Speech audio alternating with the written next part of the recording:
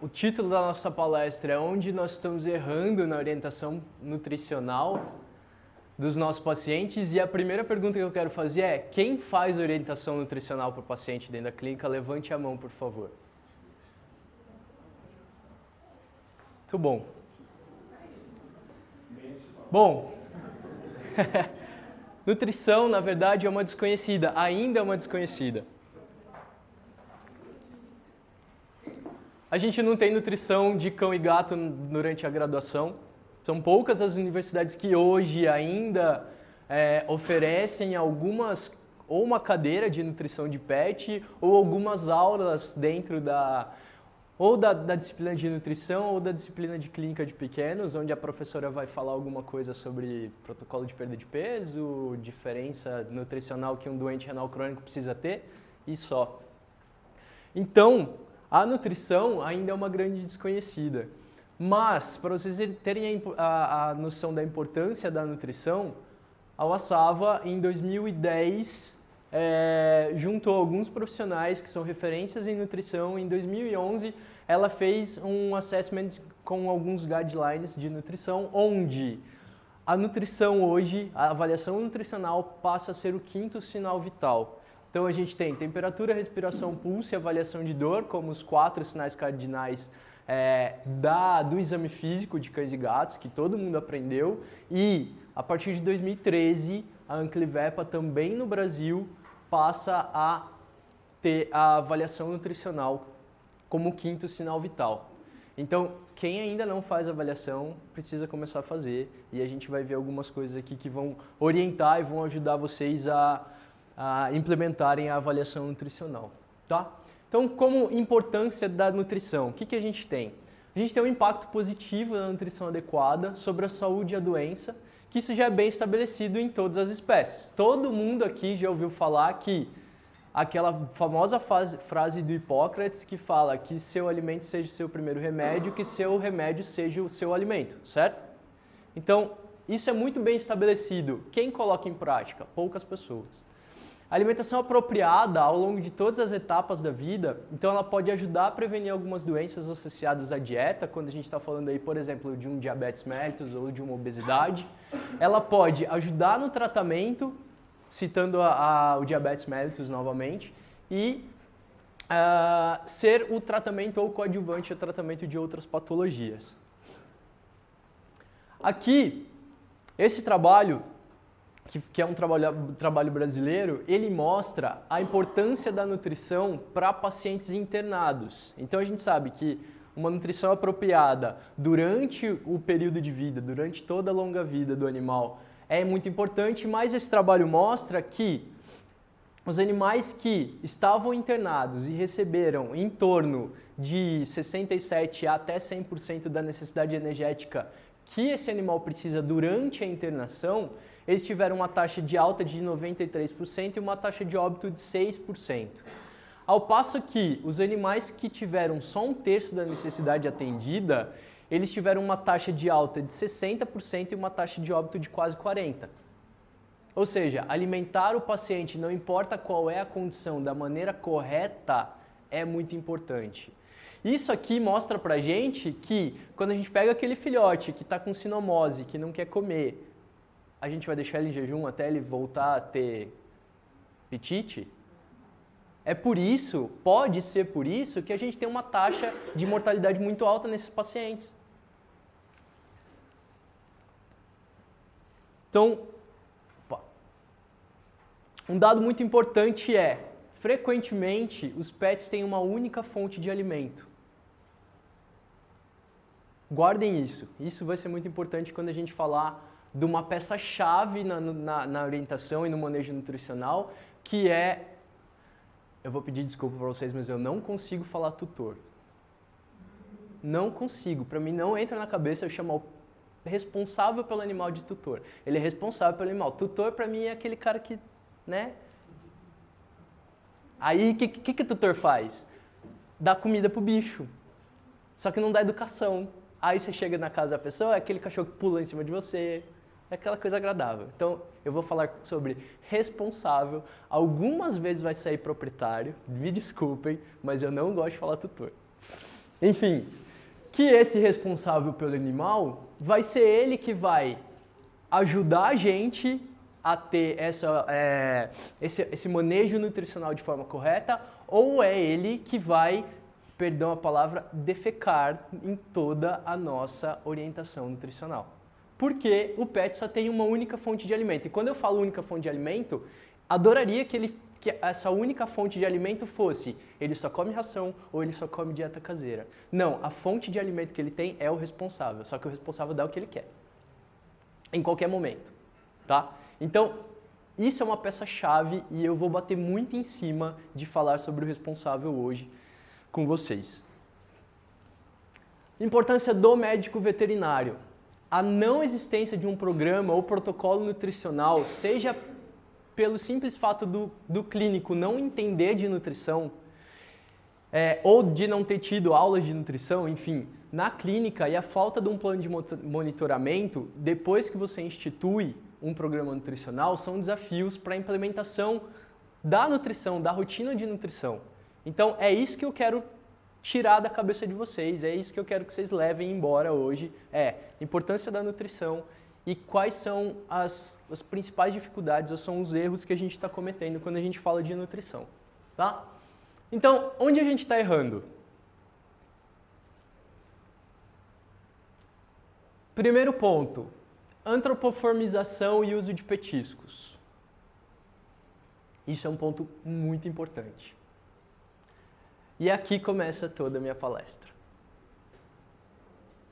A peça-chave, o elo-chave entre a gente fazer uma prescrição nutricional, a gente fazer uma orientação nutricional, está aqui.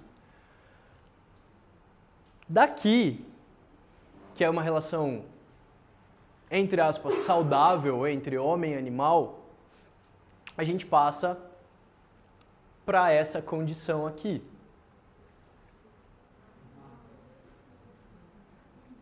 Onde a gente tem cãezinhos passeando em carrinhos de bebê e a mãe arrastando a criança puxada assim no shopping. Maravilhoso isso. Ah, beleza. Né? Eu costumo falar, o cachorro, minha gente, tem 4 patas, ele não é uma foca, ele foi feito para andar, não para ser carregado no colo. Então, esse tipo de problema, uso de sapatos. Vocês tiveram provavelmente algum contato com o professor Marconi alguma vez falando sobre atopia. E vocês sabem da importância da vitamina S, da sujeira, para o não desenvolvimento de atopia. Aí você pega um cachorro que só anda de carrinho, que sai na rua com sapatinhos, e você faz o quê? Você cria um monstrinho sem nenhum sistema imune ativo. Extrapolando um pouco, a falta de vitamina S, ela vai fazer com que o intestino desse animal não tenha colonização por bactérias, tanto patogênicas quanto bactérias benéficas, e aí a gente tem, enfim, transposição de um monte de patógenos para dentro, desenvolvimento de alergias, enfim, tá? A pessoa coloca fralda no cachorro. O cachorro quer fazer xixi, quer fazer cocô, gente, ele não pode. Ou ele pode, só que ele vai sujar toda a bunda do cachorro. Eu tive uma cliente uma vez que me procurou porque queria dar dieta caseira pro animal. Aí vamos lá, vamos conversar sobre dieta caseira. E eu, por que você quer dar dieta caseira? Ah, porque eu quero tratar ela da forma mais natural possível. Aí a cachorra desceu do sofá que a gente tava, foi fazer o xixi no tapete e ela gritou, Arnaldo, traz como que era? O lencinho higiênico para limpar a xoxota da cachorra. Cara, quão natural você quer ser para sua cachorra? Não faz sentido isso. E, enfim, então a gente se depara com isso. Entender esse tipo de relacionamento também é muito importante, tá? Então, a gente tem os responsáveis que tem essa mão mágica que vai dar qualquer coisa pro animal. Muitas vezes ele vai dar, mesmo a gente falando, não pode, não deve, não faça isso pelo amor de Deus, ele vai continuar fazendo, tá? Então, a gente saber trabalhar esses caras aqui é muito importante. Então, para vocês entenderem a importância do ser chamado atualmente de tutor, 80% deles tendem a normatizar o peso do pet. Ou seja, você tem uma mesinha de centro de descanso de pé andando na coleira e o cara acha que o peso dela está normal. 40% dos tutores não sabem o peso do pet. Ora, se eles não sabem o peso do pet, como é que eles vão adequar a nutrição desse pet olhando, por exemplo, o rótulo de um alimento, um rótulo de uma ração? Tá lá, é por peso. Quanto que você vai colocar? 40 gramas para um animal de 5 quilos? Eu não sei o peso do meu cachorro. Como é que eu vou saber se ele precisa comer 40 gramas ou 80? E aí a gente tem aquela culpa de vó que dar amor é dar comida. E aí o que acontece? A gente enche o pote do cachorro. A gente não, por favor. 87% dos tutores oferecem uma quantidade de alimento que acreditam ser adequada, mas na verdade muitas vezes não é, justamente por conta disso. 54% deles cedem aos apelos do pet para mais alimento. E aí eu me pergunto, sua relação com o seu animal é tão maravilhosa que você está entendendo que ele está pedindo alimento na hora que ele vem e pula em cima de você. Ou ele late e fala, o Bob quer comida. Então, vocês conseguem entender a importância dessa peça-chave, que é o tal do tutor, nisso tudo? Então, a conscientização desses caras é fundamental para a gente prevenir, para a gente controlar e para a gente tratar esses animais quando a gente está falando de nutrição. E aí, qual que é o motivo do comportamento de pedir, então? Para o tutor, isso é ou fome ou é estresse. E aí, como que a gente aplaca o estresse de um animal? Dando comida. Porque na nossa cabeça é aquilo. Quando a gente está estressado, a gente faz o quê? Come chocolate. Então, essa antropoformização do animal, essa colocação do animal como uma pessoinha, faz com que, a hora que o animal pede, e ele pede atenção, o tutor vai e dá comida para esse animal. Vocês concordam comigo que quando o animal pede e você não entende que ele está falando eu quero um bife, eu quero ração, porque você não entende a linguagem dele, por mais que você conheça o cachorro, geralmente ele está pedindo atenção, ele pode pedir atenção para qualquer coisa. Imaginem que a gente está passando... Quem aqui mora em casa e tem cachorro no quintal de casa? Legal. O cachorro de vocês tem acesso ao portão da frente? Tá. Se alguém passar e dar um pedaço de pão pro cachorro de vocês, o cachorro de vocês vai aceitar, abanar o rabo e ficar feliz. Na maioria dos casos. Certo? Se você der um pedaço de pão pro seu cachorro, ele vai aceitar, abanar o rabo e ficar feliz. Agora, tenta esse cara que deu comida pro cachorro entrar na sua casa, botar ele na coleira e falar, meu, vamos passear, e aquele cachorro ficar todo feliz, ele não vai conseguir fazer isso. Só o responsável, só o dono do cachorro vai conseguir fazer isso. Então, quando o cachorro pede, e o gato não pede, na verdade, né? Ele mia, ele só mia lá, e aí quando ele mia a gente sabe que ele quer comida. Isso é fato. Mas, quando a gente está falando de um cachorro, quando ele pede, ele está pedindo atenção. E essa atenção é suprida por carinho, por contato, porque o cachorro ele entende que você, o tutor dele, é o líder da matilha. Cães são animais de matilha e ele precisa ter um líder. É por isso que hoje tem tantos problemas de relacionamento entre cães e proprietários, porque o cachorro não sabe o lugar dele. Porque às vezes o tutor deixa ele subir no sofá, mas depois ele não pode mais. E se ele subiu no sofá, ele acha que ele está num lugar especial, então ele se sente especial. Então, entender de comportamento do animal para passar isso para o tutor também é muito importante. E qual que é o nosso papel? Qual que é o papel do médico veterinário? Essencial, tá? Para vocês terem noção. 30% dos médicos veterinários não realizam a pesagem do animal. Ora, se o tutor não sabe de 40%, 30% para veterinário, devia fazer o quê? Levar uns croques na cabeça. Como é que você faz uma anamnese adequada sem pesar o seu animal? Você só vai pesar se por acaso você precisar prescrever um medicamento e saber fazer cálculo de dose? Sim, mas 30% dos médicos veterinários desse estudo aqui não sabiam, não realizavam, na verdade, a pesagem do animal. E pior, 70% deles não avaliaram o score de condição corporal do gato ou do cão. Vocês estão familiarizados com o score de condição corporal? Se vocês não tiverem, eu vou deixar, vai ter meu e-mail aqui no final, vocês me lembrem, eu mando a tabela de score de condição corporal, que o intuito não é esse da palestra, mas vocês precisam fazer isso. Por quê? O score de condição corporal, ele vai dar se o animal está abaixo do peso, se ele está no peso ideal ou se ele está acima do peso. Se a gente pega, por exemplo, um Whippet e coloca de um lado de um labrador, os dois estão em score ideal, o que você vai pensar? Que o labrador está gordo. Então, saber score de condição corporal é essencial, tá? E aí, o tutor, na verdade, o médico veterinário, nós como clínicos, a gente tem um longo caminho a percorrer até conseguir atingir de maneira clara, objetiva, esse responsável. E são 3 os grandes desafios. Identificar a personalidade do tutor e sua relação com o pet. O segundo deles é adaptar o discurso. Vocês concordam que se a gente pegar uma senhorinha, por exemplo, de meia idade, que acabou de perder os filhos para ir para a faculdade, ela liga para os filhos, o molecada tá lá na chopada e ela fala, meus filhos não gostam de mim. Ela vai pegar o Bob e adotar o Bob como cachorro. O seu discurso é diferente de quando você pega um cara que acabou de adquirir um Border Collie, por exemplo, e pegou o cachorro para fazer enduro junto com ele. O seu discurso é diferente. Então, analisar essa personalidade, analisar a relação e adaptar o discurso é essencial para a gente obter sucesso. Tá? E engajar o tutor no processo. Sempre, sempre utilizar palavras positivas ao invés de utilizar palavras negativas. Do tipo, Dona Maria, o seu cachorro é gordo.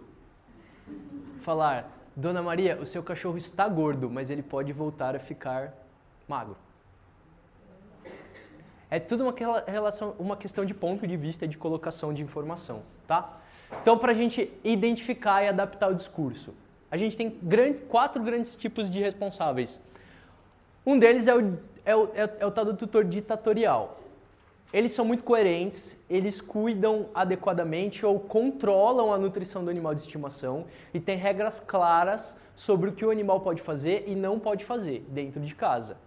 Esse é um cara que cuida muito bem, que respeita a natureza do cão e do gato, mas ele é um cara meio crica pra gente lidar, tá?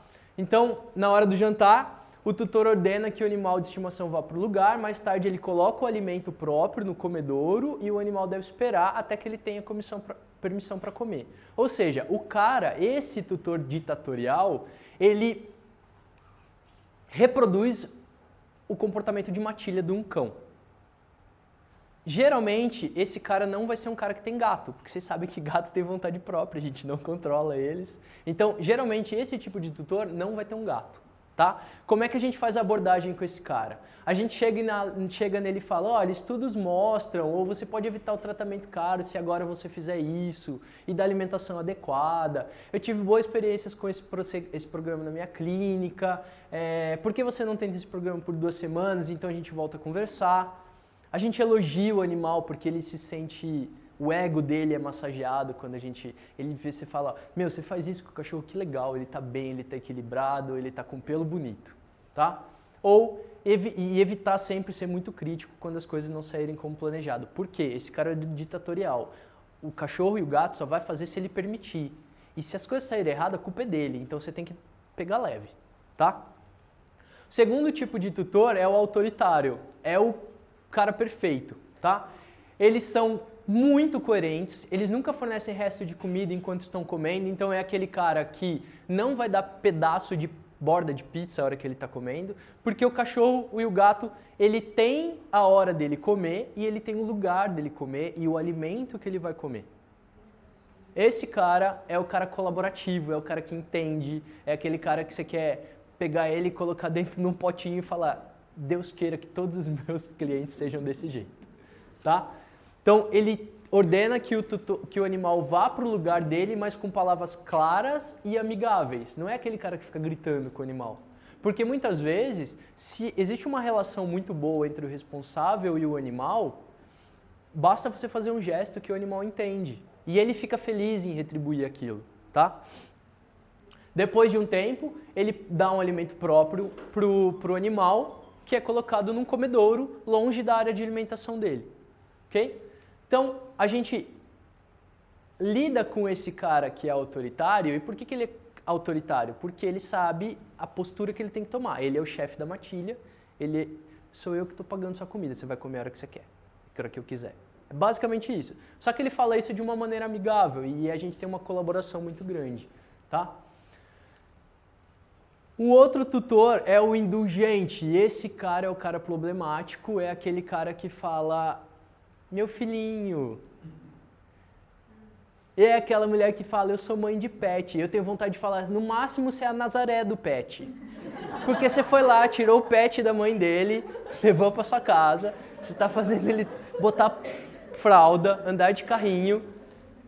Então, esse cara é o cara que o momento da alimentação é determinado pelo animal. É aquele cara, é aquela prima que você vai visitar no final de semana e o cachorro dela não te deixa comer porque ele fica te arranhando, pedindo coisa, a hora que você está tomando café da manhã. Tá? O tutor sempre seleciona o melhor alimento, ele estabelece poucos ou nenhum limite, ou seja, é aquele chihuahua que você vai estar comendo, o cara vai estar com o cachorrinho no colo, ele vai estar lambendo o prato e depois vai lamber a boca dele e falar, ele está me beijando. Cara, Nazaré, seu cachorro nem sabe o que é beijar. Então, esse cara, na hora do jantar, por exemplo, ele diz que o animal de estimação sabe que ele é bom, ele sabe o que é melhor. Então, do tipo, é o cara que vai comprar filé mignon porque o cachorro também come. Tá? Esse cara, ele também é muito difícil de lidar. É o cara que eu gostaria de ser muito Hitler, mas a gente não pode, tá? Não pode. Então, se a gente enfrentar isso junto, você é um animal de estimação, pode ter uma vida longa e feliz, então você tudo tem que ser fofinho para lidar com esse cara. E o não envolvido, que é o cara que deixa o cachorro no quintal. É aquele cara que chega na clínica com o cachorro com uma ferida de 2 meses aberta e fala, eu vi ontem, aconteceu ontem. Esse é o cara não envolvido, tá? Ele fornece quantidade de alimento dependendo do que está disponível, não é o cara que tipo, por exemplo, acabou a ração do meu animal hoje. Eu não vou até o supermercado ou pet shop para comprar outra, cara, eu vou fazer um arroz com frango aqui e vou dar para ele. É esse o cara. Então, lidar com esse tipo de tutor também é diferente e a gente tem que laçar esse cara e fazer com que ele entenda que aquilo é importante, tá? E com relação a petiscos, especificamente, o cara que é autoritário, ele vai usar petisco, mas ele pode usar petisco na hora de treinar o animal. O cara indulgente, que é o cara problemático, é ele que vai dar petisco, tá? E quando eu falo de petisco, eu falo que o fornecimento de petisco ou alimento extra deve sempre ser orientado. Não dá pra gente, por exemplo,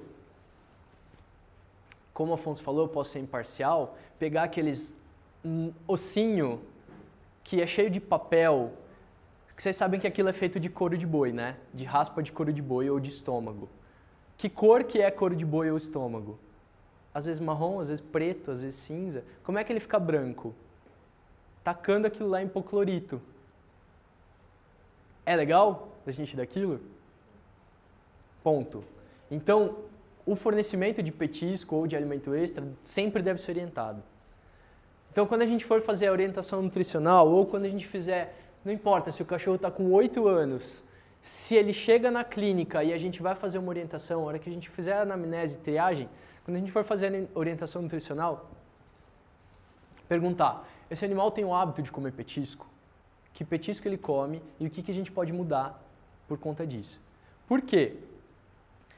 O petisco não pode exceder 10% da energia diária recomendada para o animal. Então, quando a gente fizer os cálculos lá, por exemplo, o animal precisa de 400 quilocalorias por dia. 40% no máximo pode vir de petisco e a gente tem que tirar esses 40% desses 400, tá? Então, 40 quilocalorias vão vir de petisco e 360 vão ser alimento. Porque senão a gente vai incorrer num grande problema que eu vou falar para vocês agora. Mas, lembrar que petisco sempre precisa ser o alimento próprio, ou o próprio alimento, na verdade. Ah, você quer dar um agrado para o seu animal.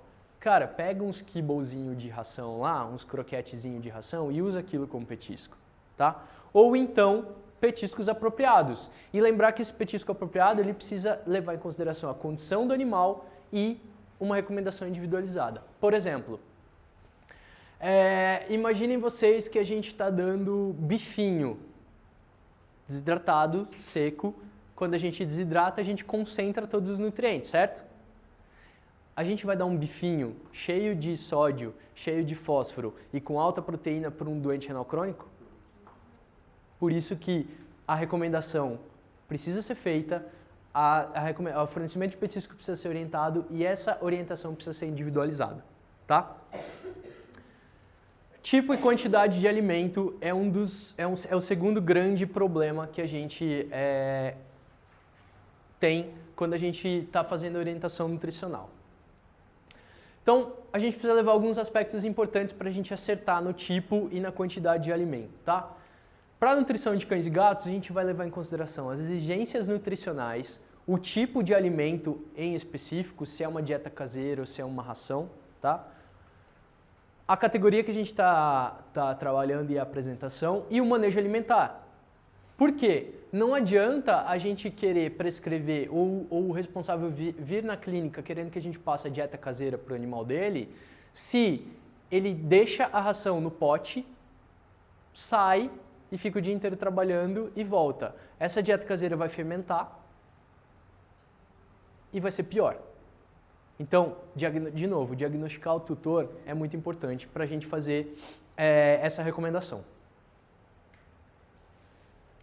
Então, levar em consideração para a exigência nutricional, a espécie e a fisiologia que a gente está trabalhando. Lembrar que gatos não são cães pequenos, tá? Gatos são gatos, cães são cães.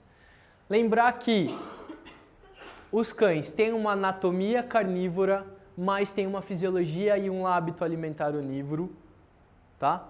Isso cai em terra alguns conceitos que blogueiras de Instagram falam sobre nutrição. Não acreditem em blogueiras de Instagram, elas são pagas para aquilo.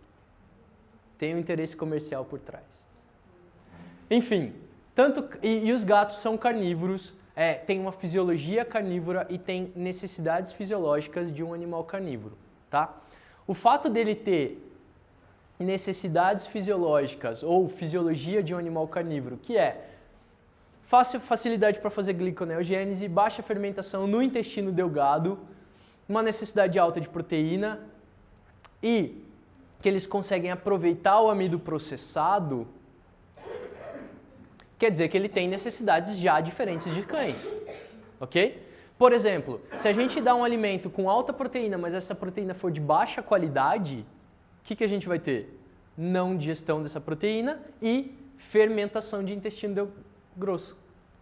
E aí a gente vai ter diarreia, tá? Então, se atentar também para a fisiologia, o fato da gente entender a fisiologia do animal vai fazer com que a gente escolha e prescreva o alimento adequado para esse animal que a gente está tratando. Lembrar que os dois têm ausência de alfa-amilase salivar, mas eles têm alfa-amilase pancreática funcional. Então, de novo, as blogueiras de Instagram que falam que o animal precisa se alimentar de pelo menos 40% a 50% de proteína, para quê? Troco de quê? Proteína é caro. Como é que a gente vai prescrever alta proteína, por exemplo, porque se o gato é carnívoro ele precisa de alta proteína.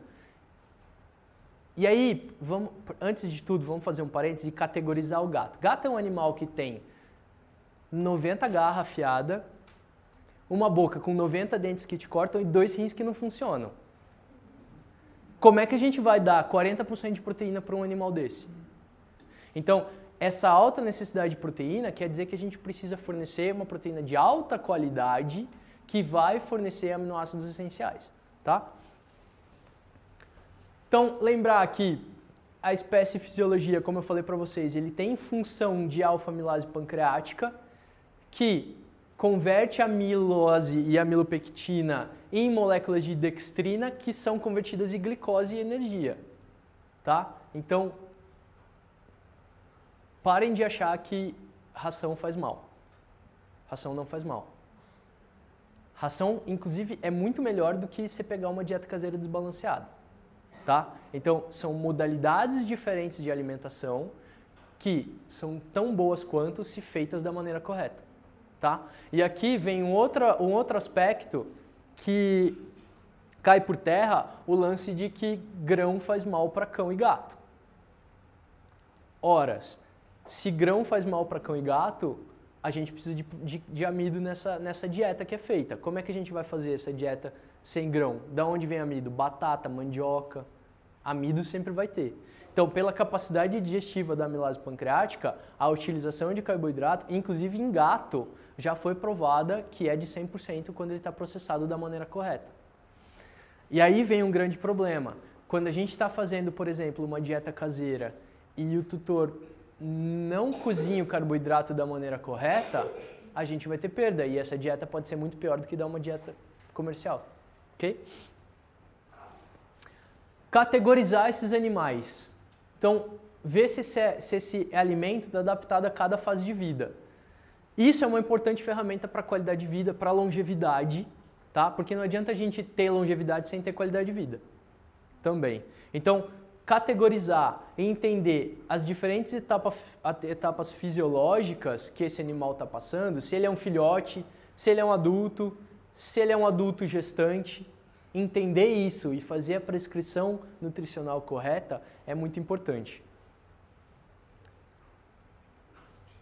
Aqui, para vocês terem noção, é um gráfico de crescimento de 3 raças diferentes, tá?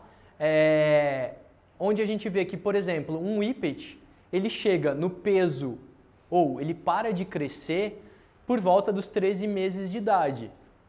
Um Fox Terrier, ele vai parar de crescer por volta dos 8, 9 meses. O que vai acontecer se a gente fornecer, por exemplo, um responsável comprou um Fox Terrier e um Poodle juntos, tá? E aí a gente vê que esse Fox Terrier ele parou de crescer antes. Só que por facilidade a gente fala para o tutor, pode dar a mesma comida.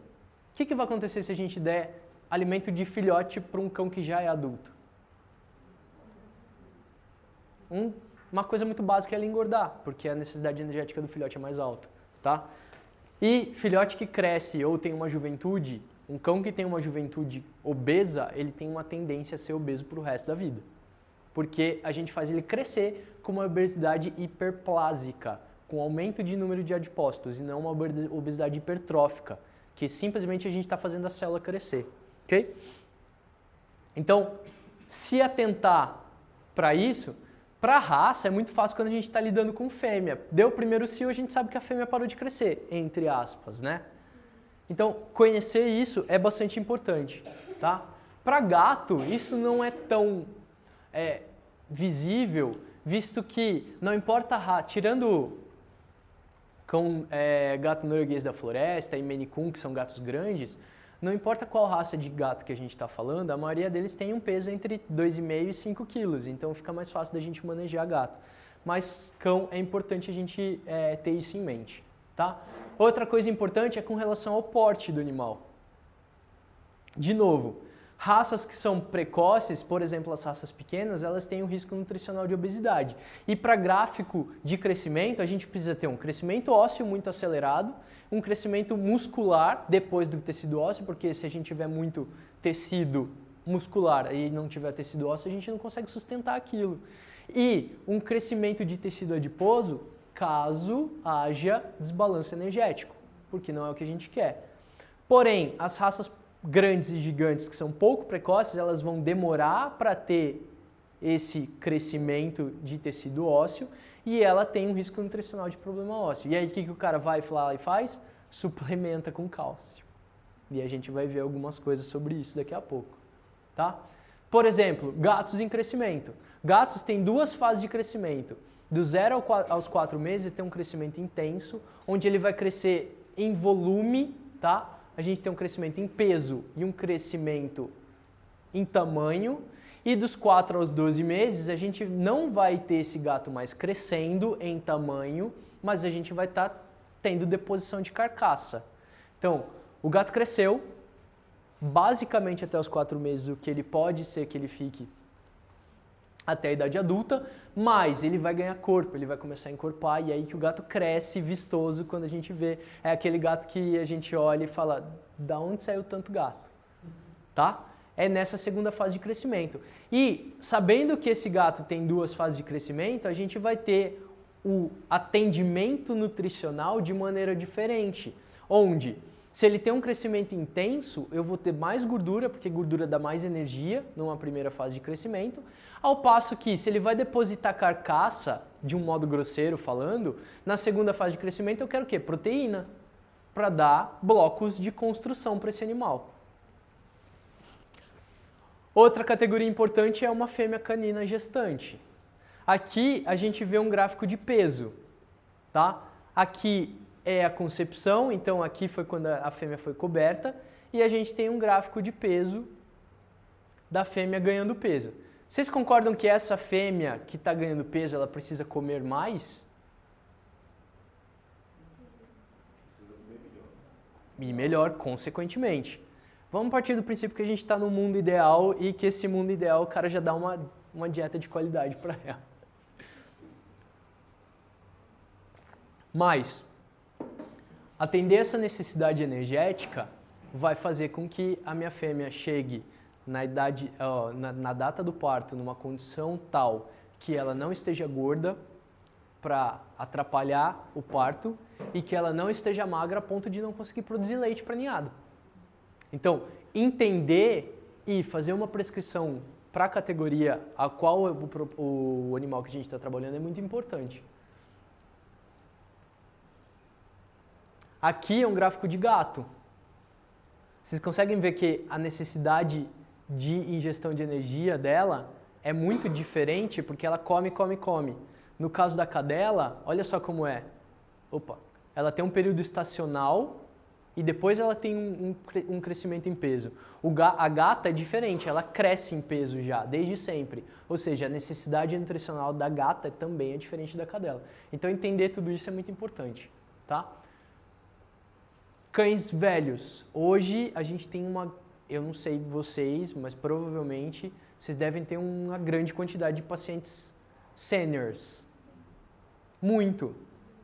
E entender que um paciente sênior de porte pequeno tem uma necessidade diferente de um de raça grande também é importante. Então, fazer a mudança para um animal sênior por volta dos 8 anos é uma regra geral, mas talvez o cão de raça grande ele precisa de fazer essa mudança mais cedo, antes de tudo isso. Porque raças grandes têm a tendência a viver menos, tá? E gatos também.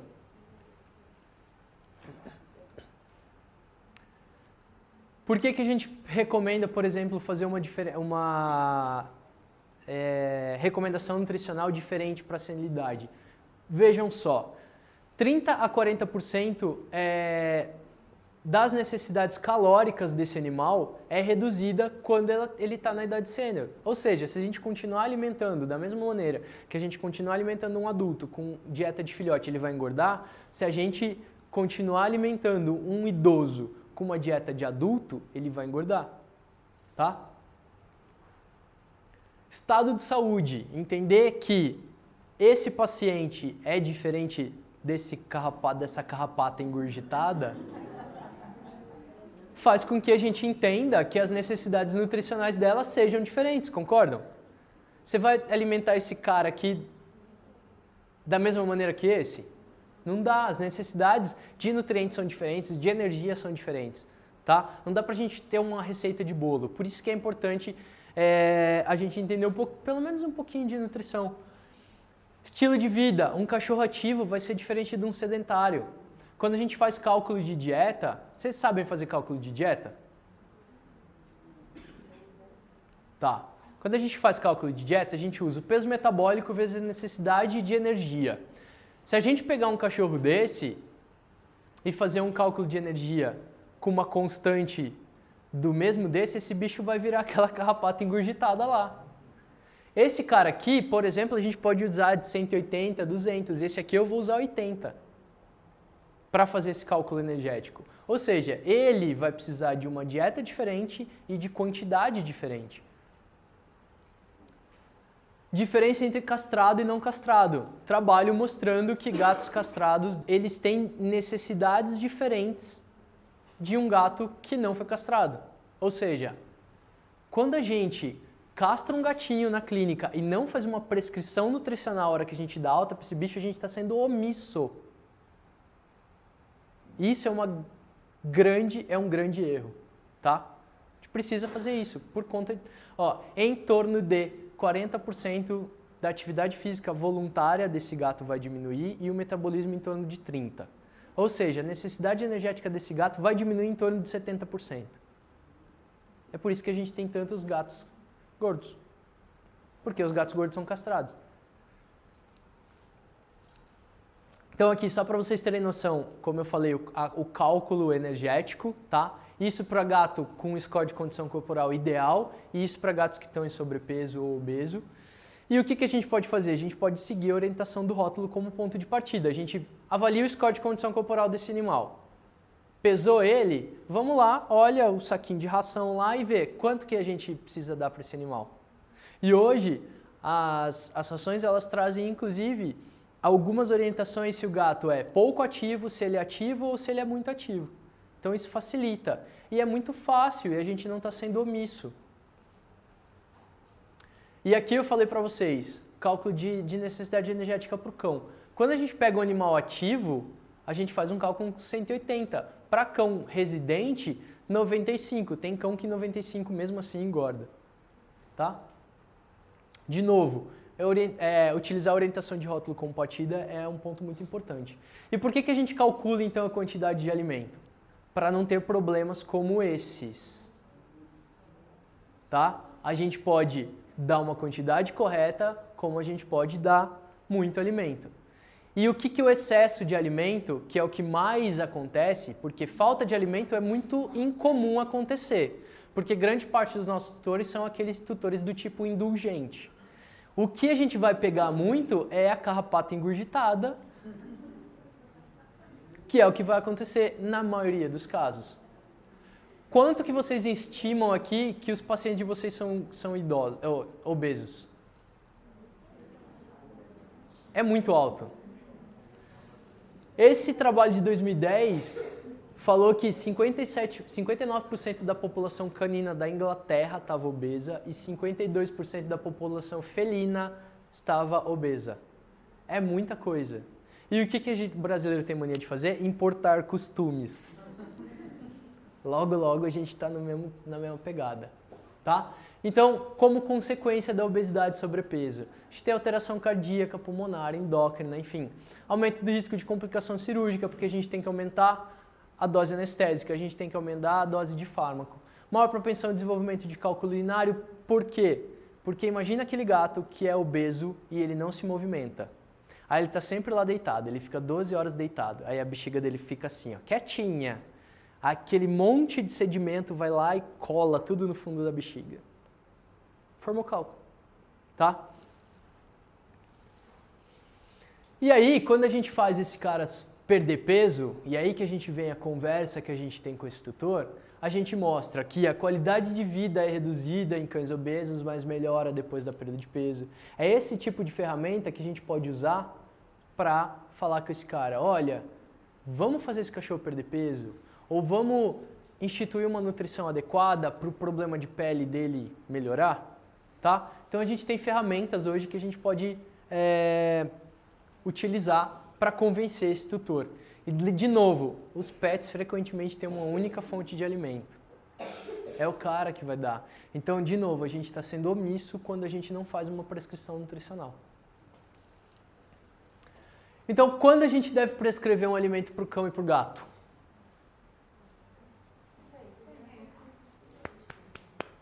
Muito bem. Sempre, tá? Por quê? O médico veterinário é o profissional apto a decidir qual o alimento mais adequado para o paciente, com base na necessidade ou condição atual em seu histórico clínico. Imaginem vocês que a gente vem, tem um pacientezinho lá que ele vem para a primeira vacinação, revacinação, depois de 1 ano. E aí você avalia o score de condição corporal dele e esse score de condição corporal está baixo. O que a gente vai fazer? Procurar qual que é o erro. Porque a gente precisa fazer isso. Ou a mesma coisa, se o cachorro chega gordo, cara, e aí? O que está acontecendo? Você está dando pão de queijo todo dia pro bicho? É isso, é isso. É que muitas vezes não dá pra gente ser irônico, né? Porque ou o proprietário não entende que a ironia, ou ele fica muito ofendido. Não dá. E eu, como sou fluente em sarcasmo, eu sofro. Terceiro ponto que a gente está errando muito, alimento caseiro desbalanceado. Primeiro que eu quero corrigir vocês, porque a gente não é blogueira de Instagram, nós somos médicos veterinários que entendemos de nutrição. Alimento caseiro não é alimento natural.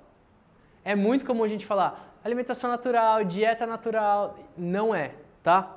Por quê? O que regulamenta a alimentação, a gente tem 2 grandes órgãos, a AFICO e a FEDIAF, tá? A AFICO diz que para um alimento ser natural, ele precisa não permitir processamento químico sintético, ou seja, não pode ter suplemento do tipo pozinhos no alimento. Não permite aditivo quimicamente sintético, até aí ok, mas ele também não permite transgênicos. Tá? E como é que a gente vai fazer com que esse proprietário, por exemplo, não compre um arroz transgênico, mas compre uma carne de peixe? E aí? Esse peixe foi alimentado com o quê? Tá na cadeia? Transgênico tá na cadeia, não dá pra gente fugir. Não tem como fugir. Falando nisso, todo mundo fica preocupado com soja transgênica, milho transgênico, batata transgênica e o escambau. Vocês sabem qual é o primeiro alimento transgênico que foi liberado para consumo humano desde 1991? E a gente come achando que é a coisa mais saudável do mundo? Vocês têm ideia? Salmão.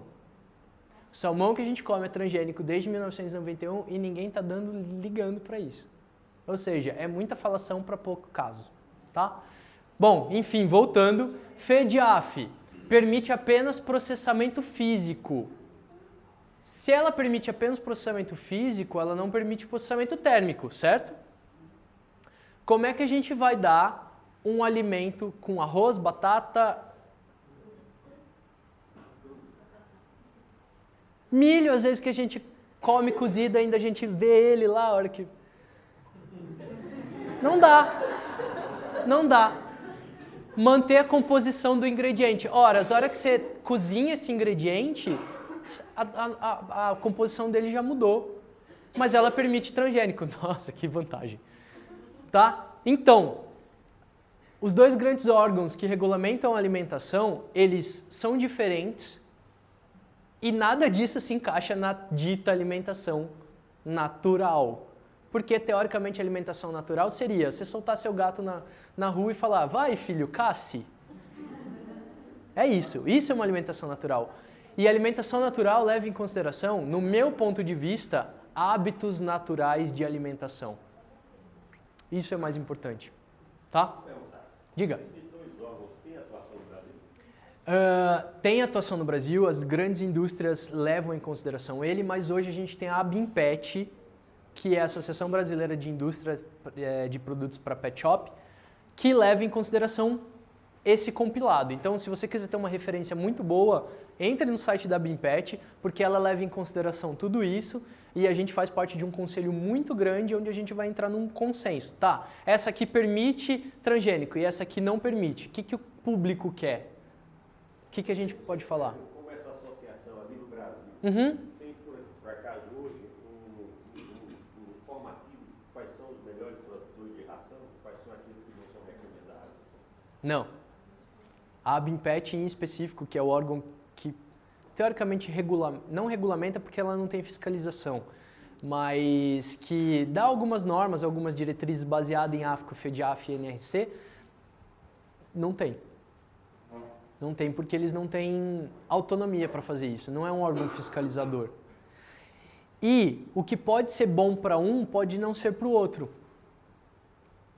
O que leva em consideração? O que a gente pode procurar para um alimento de boa qualidade?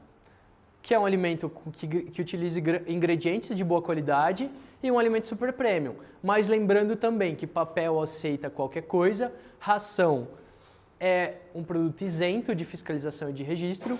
Então, se o cara coloca lá farinha de víscera de frango, qual é o tipo de víscera de frango, de farinha que ele está utilizando? É uma farinha de alta digestibilidade, de baixa matéria mineral? Como é que é isso? Deixa eu te perguntar, Lino. Se ele bota farinha de vísceras, farinha de carne, farinha de osso, farinha de tudo quanto é coisa, e embaixo bota eventual substituto, farinha de subproduto, o que é isso?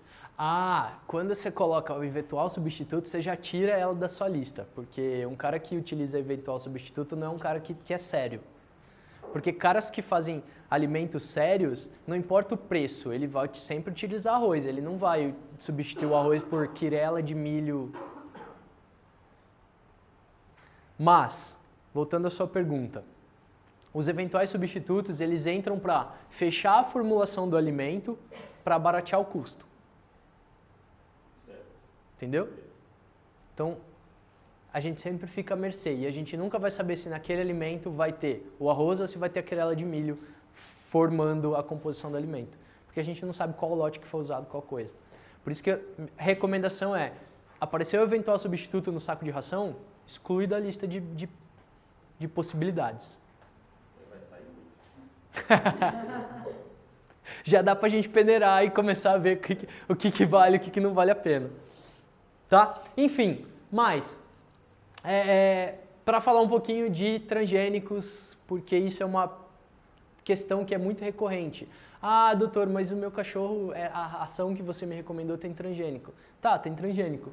Tem um estudo que é uma meta-análise feita em Davis, que levou em consideração 562 estudos que disseram que as pesquisas realizadas com dietas contendo organismos transgênicos não indicou performance ou alteração na performance ou indicou alteração na saúde. O que todo mundo fala hoje? Ah, ração dá câncer, certo? Cara, como é que ração dá câncer? Se, desde o advento de ração... Por que a gente tem tanto cão e gato idoso hoje? Porque a gente conseguiu acertar a nutrição. E a gente conseguiu acertar a nutrição depois da ração, porque ficou mais prático. E ficou mais fácil você dar uma alimentação completa. Ora, se você dá uma alimentação completa, se você consegue dar um suporte nutricional, qual a tendência desse animal ter uma vida mais longa? Se ele tem uma vida mais longa, ele tem a tendência a ter câncer, porque câncer é uma doença de bicho idoso. Essa é a conexão, a única conexão possível entre fornecer um alimento de qualidade com câncer. Tá? E aí, chamar a atenção de alimento caseiro em específico. Voltando no problema das blogueiras de Instagram, tá? Avaliação das receitas de preparo caseiro para manutenção em cães, tá?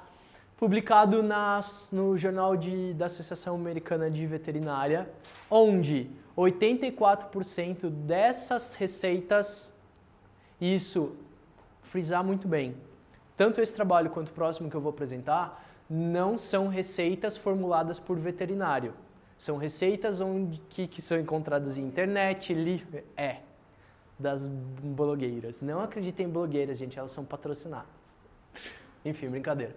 Mas são dietas tiradas de livro, de revista, internet, enfim. Ou é aquela dieta que o veterinário prescreveu para um cachorro e o vizinho foi lá e pegou e usou pro dele. Tá? 84% era deficiente em mais de um nutriente, 11% deficiente em um nutriente essencial. Isso é muito importante. Eu, quando estava atendendo na USP, eu peguei um canil com 17 cães. Eu não lembro se era bulldog americano ou bulldog campeiro, enfim. 17 cães. E os cães chegaram para mim com cardiomiopatia dilatada. Bom, conversa vai, conversa vem, nananã. Ah, quem formulou sua dieta? Ah, eu peguei a receita no site. Então, eu não lembro se era bulldog campeiro ou bulldog americano. Aí eu falei, tá bom, me traz a sua receita e me traz um pouco da sua dieta que eu vou fazer uma análise. E os bichos, desses 17, 11 estavam doentes com cardiomiopatia. E do tipo, cara, cardiomiopatia não é uma coisa infecciosa para estar num plantel desse jeito. Só podia ser nutricional. Não, estavam normais. Mas o coração deles estava do tamanho da cabeça. E aí eu descobri que esses cães estavam há 5 anos comendo uma dieta deficiente em taurina. Não é um ingrediente essencial, mas ele é condicionalmente essencial nesses casos. Cães de raças grandes precisam ter suplementação de taurina, tá? E só 5% dessas dietas eram completas e balanceadas. Isso, americano. Veja um estudo brasileiro que a gente publicou, onde foram avaliadas 56 receitas e 100% delas eram inadequadas em um ou mais nutrientes. Pasmem, bizarro isso, mas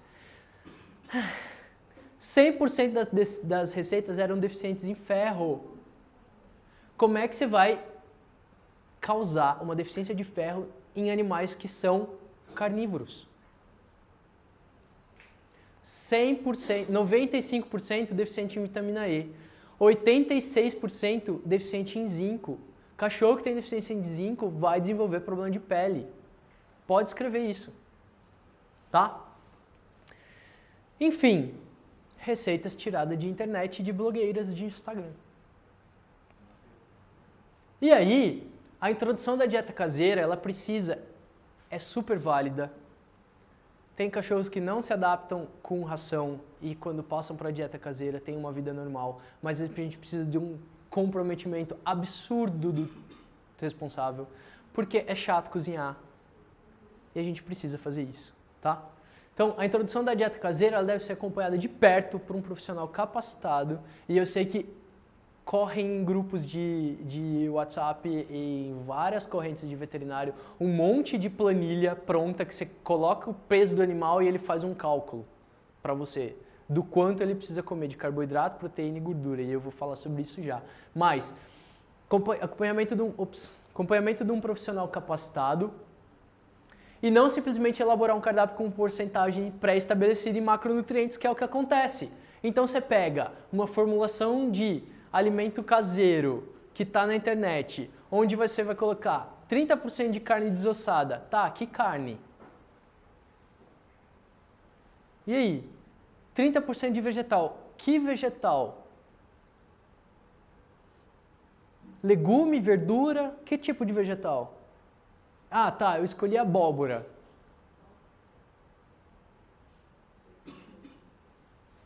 Tá, essa abóbora, e aí eu vou escolher, depois eu escolho, sei lá, alface. São 2 vegetais, e aí? Não dá para trabalhar desse jeito. Não pode.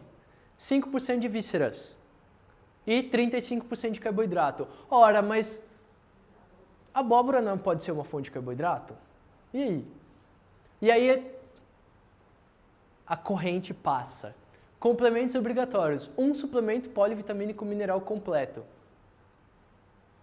Bacana. Se os órgãos regulatórios falam que a gente não pode usar nenhum tipo de suplemento, como é que a gente está chamando de dieta natural, alimentação natural, qualquer coisa do gênero? Óleo vegetal de boa qualidade. O perfil do azeite de oliva é totalmente diferente do óleo de linhaça, do óleo de coco, ou do óleo de soja, ou do óleo de girassol. O que a gente quer? Perfil lipídico. Como é que a gente vai dar óleo de coco para um animal que é cheio de ácido caprílico caproico, que o animal não tem palatabilidade para isso, não tem quantidade de ômega 3 e de ômega 6, como é que a gente vai nutrir esse animal?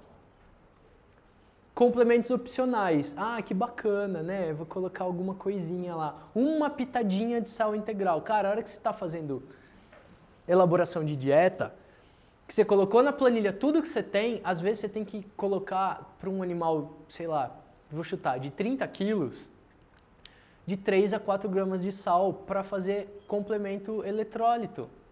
Cloro, sódio. Não é assim que funcionam as coisas. Então, fazer essa prescrição... Ah, e o tanto que eu vejo de veterinário que fala, ah, dá um arrozinho cozido com frango e uma cenoura ralada. Cão, para vocês terem noção, precisa de 58 nutrientes por dia diferentes. Se a gente tem 100% das receitas de 50 receitas que não estão em conformidade, qual a tendência? Se a gente pegar um gato, por exemplo, que se tiver deficiência de arginina, em 2 dias ele morre com encefalopatia, a sorte que o gato é um bicho tão esperto que ele não come dieta caseira. E problemas de doenças metabólicas, então, relacionadas a essa dieta caseira. Uma atenção especial para crescimento, gestação e lactação, tá? Dieta caseira, dá pra gente fazer um paralelo com um alimento úmido. Dieta caseira tem em torno de 60% a 75% de água. Você acha que mesmo uma cadela que está com 11 filhotes, no período final de gestação, que esses filhotes estão empurrando o estômago dela, ela vai conseguir comer a quantidade que ela precisa? E atender a necessidade energética dela? É muito difícil isso acontecer, tá? Então, fazendo uma elaboração correta de dieta caseira é ótimo, mas precisa saber ser feito, tá? Levar seborreia, dermatite, diarreia, dislipidemia, hiperparanutricional secundária, as doenças metabólicas estão voltando com tudo. Quem aqui já pegou cachorro com doença metabólica nutricional?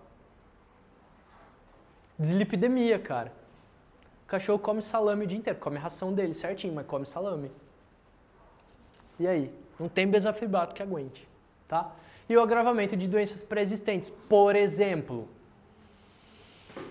as blogueiras do Instagram vai lá e passa essas receitas. Aí o tutor vai lá e faz a receita na casa dele. Se o cachorro dele é um doente renal crônico, e a gente sabe que a doença renal crônica vai aparecer sinal clínico quando ela está já em estágio 3, lá 75% de perda de néfron, e ele está no estágio 2 e dá os 40% de carne e mais 5% de víscera. Olha o estrago que isso faz. E aí, vamos fazer dieta caseira? Querem fazer dieta caseira? Beleza. Antes de tudo, zera. A gente tem os perfis nutricionais que o Tex oferece. E isso é sensacional, tá? Principalmente quando a gente está falando de dosagem de triglicerídeos, quando a gente está falando de dosagem de cálcio.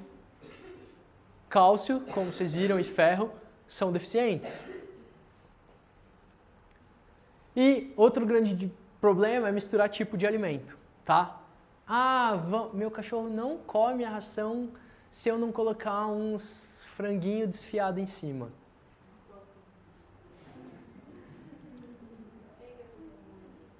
Não é? O tutor ainda quer ser chamado de tutor.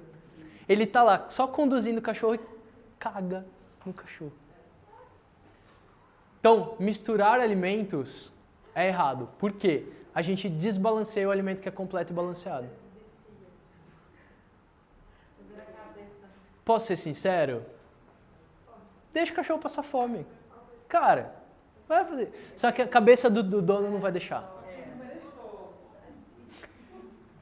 Exato. É a culpa de vó que coloca na gente.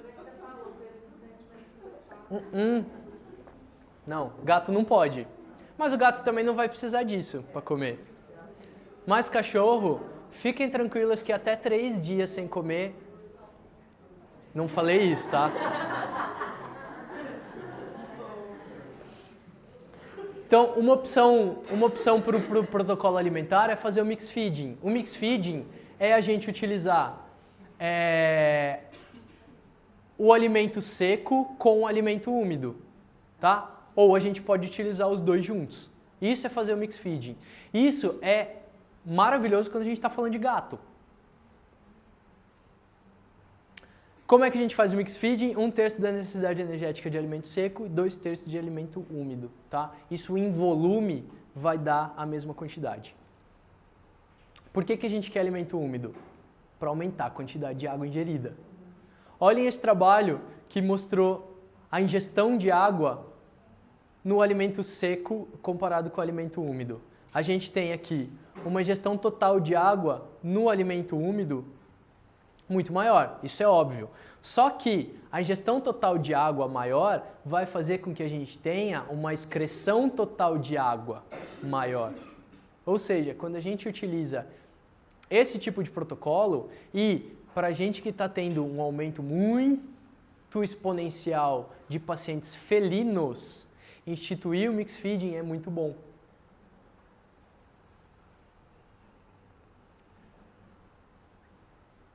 Quinto erro essencial é suplementação, tá? Primeira coisa que eu queria falar com vocês, são suplementos ou são complementos? Quando a gente suplementa, a gente está suplementando, a gente vai colocar mais. Quando a gente complementa, a gente está complementando aquilo que não tem. Quando que a gente usa um complemento? Por exemplo, dieta caseira, deficiência específica, por exemplo, por conta de má absorção, tá? Quando a gente está trabalhando com um alimento, com um paciente que tem problema dermatológico e ele não tem um aporte de ômegas, por exemplo, ideal, a gente faz os cálculos do quanto que tem de ômega 3 e de ômega 6 nessa dieta. Ele vai ter uma dieta balanceada, completa e balanceada, mas a gente vai complementar uma necessidade porque ele é um paciente especial desse nutriente. No caso de suplemento, a gente pode dar ômega 3, a gente pode dar espirulina, a gente pode dar probiótico. Isso é um suplemento, isso é uma suplementação, tá? Então, entender isso também faz uma diferença. Falando em suplemento e complemento, o primeiro deles que a gente usa em excesso é proteína. Se o cão adulto precisa de 18% de proteína, com um perfil de aminoácido adequado, para que a gente vai fazer uma dieta com 40%? Elaborar uma dieta caseira com 40% de proteína que vai aumentar o custo dessa dieta e a gente pode incorrer nesses problemas, por exemplo. Existe uma relação muito grande entre quantidade de proteína na gestação do animal, da mãe, no caso, e aparecimento de anasarca e de síndrome do cão nadador. Que raça é essa aqui? Parece ser um pitbull. E essa? Eu vou falar, era um boxer, tá? Que cachorrinho que era esse aqui?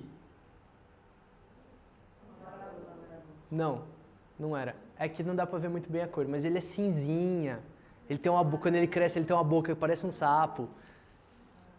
É um American Staffordshire. Que essas racinhas lindas têm em comum? Com proteína. Os donos marombeiro. Os caras querem dar proteína à torta direita, porque eles também andam e peidam proteína, desculpem a palavra. É entender o tutor e fazer essa conexão e fazer essa orientação nutricional específica, tá? Vitaminas hidrossolúveis. São hidrossolúveis, dependendo do caso, a gente precisa fazer um complemento dessas vitaminas. Se o animal, por exemplo, come uma dieta completa e balanceada, mas ele está com diarreia, está com vômito, precisa complementar isso, tá? Um exemplo aqui, ácido fólico, vitamina B9, tá? Necessidade de ácido fólico aumenta durante o período de rápido crescimento tecidual. Quando que a gente tem rápido crescimento tecidual? Em crescimento do animal e em gestação. Se a gente der uma dieta desbalanceada de ácido fólico para uma fêmea em gestação, a gente vai ter deficiência e essa deficiência vai causar fenda palatina e lábio leporino. Lembrando que a gente tem causa genética com 80% dos casos, mas a gente tem causa nutricional quando a gente não tem uma nutrição adequada.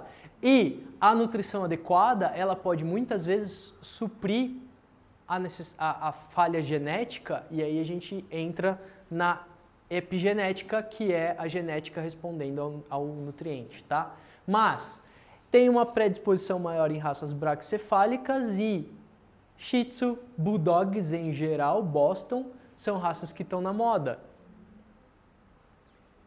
Bingo! Suplementação de cálcio. Graças a Deus isso não é tão comum mais, mas só não é mais comum porque hoje o brasileiro tem uma preferência por cães de raças pequenas. Porque criadores de raças grandes ainda suplementam cálcio. Esses dois cães têm a mesma idade, são irmãos de ninhada, e um recebeu cálcio e o outro não. Suplementação de cálcio desnecessária pode levar a problemas de crescimento e problemas de calcificação de tecido mole. Outro problema da suplementação de cálcio. Aqui a gente pode ver mais um exemplo, tá? Então esse cachorro tinha cálcio normal, ele teve um crescimento saudável, harmonioso, e o dog alemão que o cara foi lá e deu calcitriol pra ele à torta e à direita, porque meu cachorro é grande, ele precisa crescer. Cara, ele precisa crescer, mas ele precisa crescer no ritmo dele. A genética vai dizer isso. Ele ficou tudo tortinho.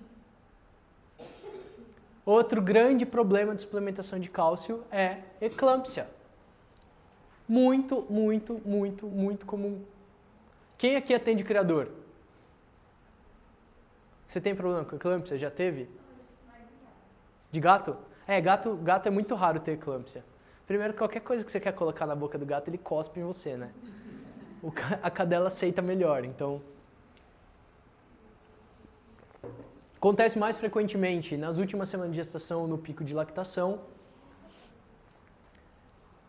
É muito mais comum do que vocês imaginam, tá? É que quem não atende criador, de vez ou outra, dificilmente vai pegar uma cadelinha que vai fazer acompanhamento de parto e tudo mais, a não ser os bulldoguinhos da vida. Mas a gente que atende criador é surreal. Surreal.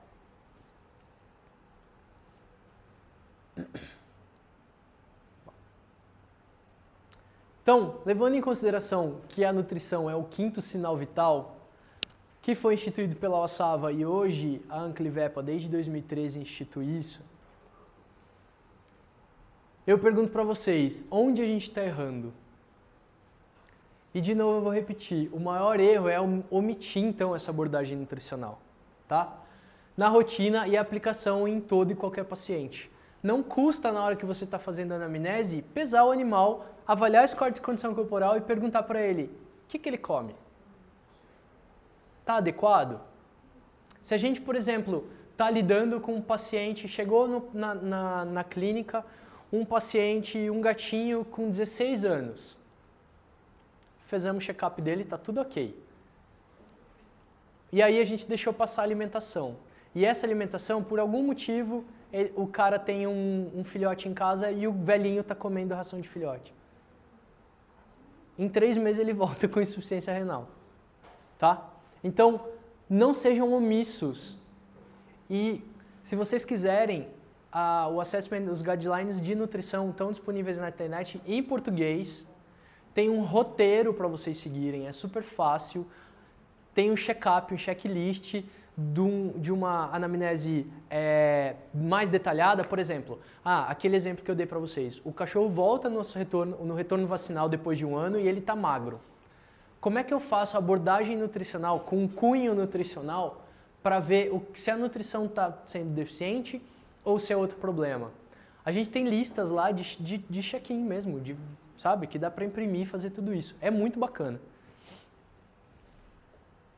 Então, se atentar às necessidades nutricionais é necessário e deve ser levado em consideração na rotina, a fim de promover o nível máximo de saúde e desempenho. Por que eu falo de desempenho? Porque às vezes a gente está lidando com uma fêmea que é utilizada para reprodução. É até feio falar isso hoje em dia, com o mundo politicamente correto, mas existem fêmeas que estão disponíveis para reprodução. Então, a gente quer um desempenho dela. E por que eu quero dar uma nutrição adequada? Não é porque eu quero fazer ela dar um monte de filhote. É porque eu quero que, apesar desse monte de filhote, ela ainda mantenha a saúde dela. É por isso que eu estou preocupado com isso. Tá? Integrar o regime de tratamento de um estado patológico ou otimizar a qualidade de vida do paciente portador de doença crônica. Por exemplo, uma doença crônica muito comum, displasia coxofemoral. Quais são as opções ou quais são as alternativas nutricionais que a gente tem para dar suporte para isso? Glicosamina e condroitina, ômega 3, por conta de dor e inflamação. Então, você conhecendo essas necessidades nutricionais, a gente consegue atender e otimizar a qualidade de vida desse paciente. Não é simplesmente prescrever porque o laboratório vai lá e fala para você, eu tenho um produto para isso, isso, isso. Você já parou e olhou o rótulo do produto? As quantidades de glicosamina e condroitina que aquele produto te entregam são suficientes? Tudo isso a gente tem que levar em consideração.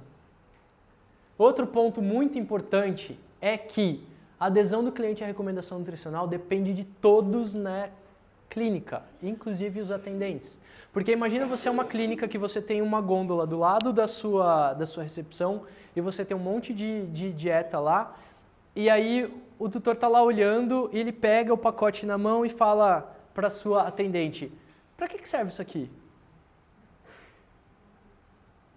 Se fosse eu atendendo, eu ia falar, para dar comida. Mas fazer treinamento de equipe, fazer eles entenderem é muito importante. Então, para abordagem nutricional e para a gente parar de ser omisso e fazer uma abordagem nutricional completa, visto que é um quinto sinal vital, avaliação nutricional, a gente precisa da abordagem da equipe para fornecer informações nutricionais contínuas, ou seja, aquele paciente que vai precisar fazer o retorno em um mês eu vou perguntar para ele como é que está a alimentação que eu prescrevi. Ele está comendo bem? Ele aceitou isso bem? Está tudo certo? Teve alguma dificuldade? A dieta está muito cara e eu preciso trocar por uma outra? É melhor você ser sincero e trocar por uma outra dieta do que você deixar o seu paciente comer qualquer coisa. A implementação de protocolos adequados. Lembra que eu falei lá no começo que às vezes a gente não implementa a nutrição porque a gente não conhece de nutrição. Então, na hora que a gente implementa protocolo adequado com a equipe clínica, por exemplo, quem aqui trabalha em hospital ou que tem uma equipe grande? Tá, vocês têm protocolo de nutrição lá? Vocês têm protocolo de nutrição? Isso é muito legal, isso já está acontecendo em grandes hospitais. Porque não importa qual é o clínico que está atendendo aquele paciente naquela hora, se a nutrição é um quinto sinal vital e eu preciso fazer essa abordagem nutricional, não é porque sou eu, Eduardo, ou que é o Zé Roberto que está atendendo ele, que a gente vai ter condutas diferentes. Na hora que você monta um protocolo, qualquer pessoa que vai atender vai fazer aquele protocolo. Então, na hora que você tem um retorno, você consegue seguir essa anamnese e seguir esse protocolo e adequar esse protocolo da maneira adequada, tá? E uma comunicação direcionada com o cliente. Óbvio, diagnosticar o tutor e conseguir fazer com que ele fique engajado nessa orientação nutricional. E o grande diferencial de tudo isso é que isso vai agregar valor, vai dar visibilidade e diferencial ao estabelecimento de vocês e a vocês. Hoje, que todo mundo está atrás de uma alimentação adequada, de uma alimentação saudável, a hora que ele chega na sala do veterinário e o veterinário pergunta para ele, como é que está a alimentação do seu filho? O cara se derrete, morre de amores por você, porque nenhum outro faz. Tá? Então, eu queria agradecer a presença de vocês aqui nessa noite, para ficar me escutando. Queria agradecer a Royal que me liberou para vir aqui. Eu tinha combinado, a gente está nesse namoro nutricional, Texa e eu Texa, há muito tempo, e aí a Royal me chamou para trabalhar com eles, então eles me liberaram para estar aqui. E eu agradeço muito ao Texa, em nome do Dr. Otávio e do Dr. Afonso, por ter me convidado a estar aqui. E se vocês tiverem algumas dúvidas, aqui está meu e-mail, ou acho que a gente tem um tempinho para tirar algumas dúvidas. Fiquem à vontade.